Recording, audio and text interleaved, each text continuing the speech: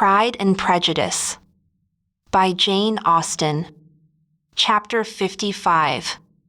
A few days after this visit, Mr. Bingley called again, and alone. His friend had left him that morning for London, but was to return home in 10 days' time. He sat with them above an hour, and was in remarkably good spirits. Mrs. Bennet invited him to dine with them, but, with many expressions of concern, he confessed himself engaged elsewhere. "Next time you call," said she, "I hope we shall be more lucky." He should be particularly happy at any time, etc., etc., and if she would give him leave, would take an early opportunity of waiting on them.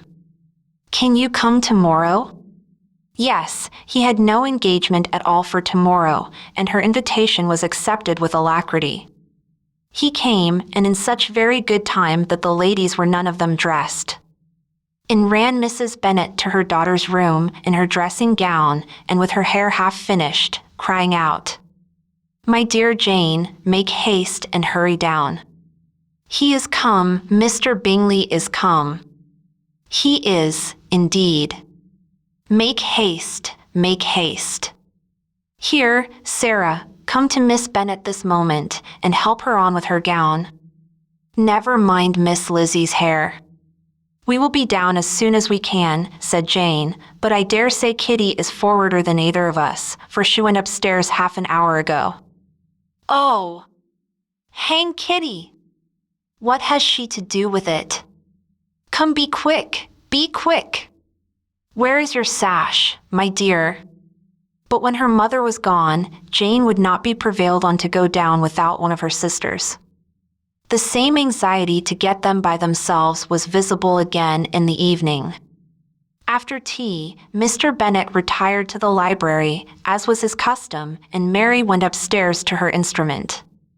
2 obstacles of the 5 being thus removed, Mrs. Bennet sat looking and winking at Elizabeth and Catherine for a considerable time, without making any impression on them.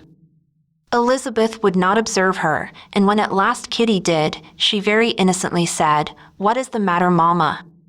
What do you keep winking at me for? What am I to do?"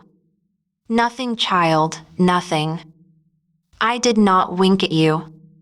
She then sat still 5 minutes longer, but unable to waste such a precious occasion, she suddenly got up, and saying to Kitty, "Come here, my love, I want to speak to you," took her out of the room.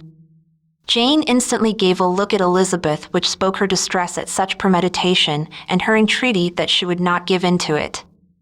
In a few minutes, Mrs. Bennet half opened the door and called out, "Lizzie, my dear, I want to speak with you."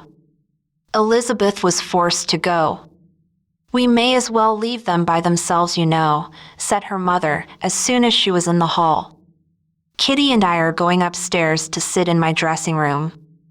Elizabeth made no attempt to reason with her mother, but remained quietly in the hall till she and Kitty were out of sight, then returned into the drawing room.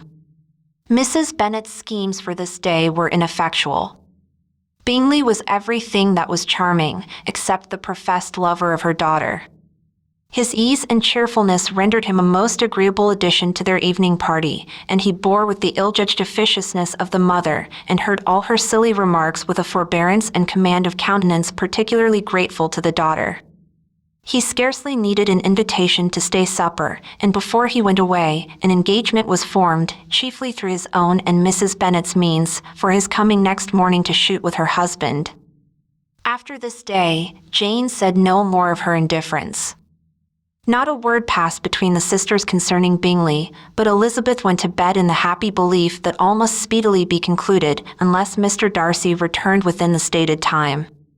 Seriously, however, she felt tolerably persuaded that all this must have taken place with that gentleman's concurrence. Bingley was punctual to his appointment, and he and Mr. Bennet spent the morning together, as had been agreed on. The latter was much more agreeable than his companion expected. There was nothing of presumption or folly in Bingley that could provoke his ridicule or disgust him into silence, and he was more communicative and less eccentric than the other had ever seen him. Bingley, of course, returned with him to dinner, and in the evening Mrs. Bennet's invention was again at work to get everybody away from him and her daughter.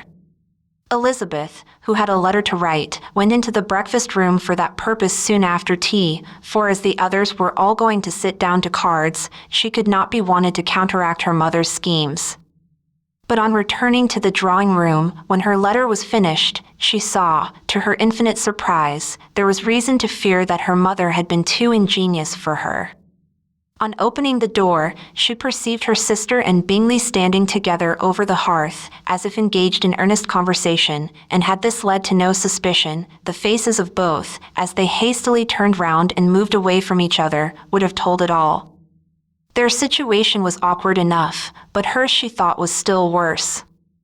Not a syllable was uttered by either, and Elizabeth was on the point of going away again, when Bingley, who as well as the other had sat down, suddenly rose, and whispering a few words to her sister, ran out of the room. Jane could have no reserves from Elizabeth, where confidence would give pleasure, and instantly embracing her, acknowledged, with the liveliest emotion, that she was the happiest creature in the world. "'Tis too much," she added, "by far too much. I do not deserve it. Oh, why is not everybody as happy?"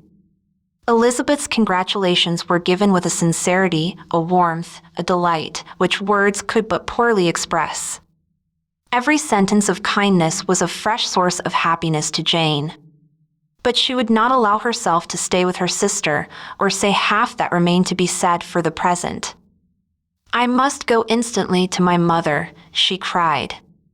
I would not on any account trifle with her affectionate solicitude, or allow her to hear it from anyone but myself. He is gone to my father already. Oh, Lizzie, to know that what I have to relate will give such pleasure to all my dear family. How shall I bear so much happiness?" She then hastened away to her mother, who had purposely broken up the card party and was sitting upstairs with Kitty. Elizabeth, who was left by herself, now smiled at the rapidity and ease with which an affair was finally settled that had given them so many previous months of suspense and vexation. "And this," said she, "is the end of all his friend's anxious circumspection, of all his sister's falsehood and contrivance. The happiest, wisest, most reasonable end." In a few minutes she was joined by Bingley, whose conference with her father had been short and to the purpose. "Where is your sister?" said he hastily, as he opened the door. "With my mother upstairs. She will be down in a moment, I dare say." He then shut the door and, coming up to her, claimed the good wishes and affection of a sister. Elizabeth honestly and heartily expressed her delight in the prospect of their relationship. They shook hands with great cordiality, and then, till her sister came down, she had to listen to all he had to say of his own happiness and of Jane's perfections, and in spite of his being a lover, Elizabeth really believed all his expectations of felicity to be rationally founded, because they had for basis the excellent understanding and super-excellent disposition of Jane, and a general similarity of feeling and taste between her and himself. It was an evening of no common delight to them all. The satisfaction of Miss Bennet's mind gave a glow of such sweet animation to her face as made her look handsomer than ever. Kitty simpered and smiled, and hoped her turn was coming soon. Mrs. Bennet could not give her consent or speak her approbation in terms warm enough to satisfy her feelings, though she talked to Bingley of nothing else for half an hour, and when Mr. Bennet joined them at supper, his voice and manner plainly showed how really happy he was. Not a word, however, passed his lips in allusion to it, till their visitor took his leave for the night, but as soon as he was gone, he turned to his daughter and said, "Jane, I congratulate you. You will be a very happy woman." Jane went to him instantly, kissed him, and thanked him for his goodness. "You are a good girl," he replied, "and I have great pleasure in thinking you will be so happily settled. I have not a doubt of your doing very well together. Your tempers are by no means unlike. You are each of you so complying that nothing will ever be resolved on, so easy that every servant will cheat you, and so generous that you will always exceed your income. I hope not so. Imprudence or thoughtlessness in money matters would be unpardonable in me. Exceed their income. My dear Mr. Bennet, cried his wife. "What are you talking of?" "Why, he has 4,000 or 5,000 a year, and very likely more." Then addressing her daughter, "Oh, my dear, dear Jane, I am so happy. I am sure I shan't get a wink of sleep all night. I knew how it would be. I always said it must be so, at last. I was sure you could not be so beautiful for nothing. I remember, as soon as ever I saw him, when he first came into Hertfordshire last year, I thought how likely it was that you should come together. Oh, he is the handsomest young man that ever was seen." Wickham, Lydia, were all forgotten. Jane was beyond competition her favorite child. At that moment, she cared for no other. Her younger sisters soon began to make interest with her for objects of happiness which she might in future be able to dispense. Mary petitioned for the use of the library at Netherfield, and Kitty begged very hard for a few balls there every winter. Bingley, from this time, was of course a daily visitor at Longbourn, coming frequently before breakfast, and always remaining till after supper, unless when some barbarous neighbor, who could not be enough detested, had given him an invitation to dinner which he thought himself obliged to accept. Elizabeth had now but little time for conversation with her sister, for while he was present, Jane had no attention to bestow on anyone else, but she found herself considerably useful to both of them in those hours of separation that must sometimes occur. In the absence of Jane, he always attached himself to Elizabeth for the pleasure of talking of her, and when Bingley was gone, Jane constantly sought the same means of relief. "He has made me so happy," said she, one evening, by telling me that he was totally ignorant of my being in town last spring. "I had not believed it possible." "I suspected as much," replied Elizabeth. "But how did he account for it?" "It must have been his sister's doing. They were certainly no friends to his acquaintance with me, which I cannot wonder at, since he might have chosen so much more advantageously in many respects. But when they see, as I trust they will, that their brother is happy with me, they will learn to be contented, and we shall be on good terms again, though we can never be what we once were to each other." "That is the most unforgiving speech," said Elizabeth, "that I ever heard you utter." "Good girl! It would vex me, indeed, to see you again the dupe of Miss Bingley's pretended regard. Would you believe it, Lizzie, that when he went to town last November, he really loved me, and nothing but a persuasion of my being indifferent would have prevented his coming down again? He made a little mistake, to be sure, but it is to the credit of his modesty."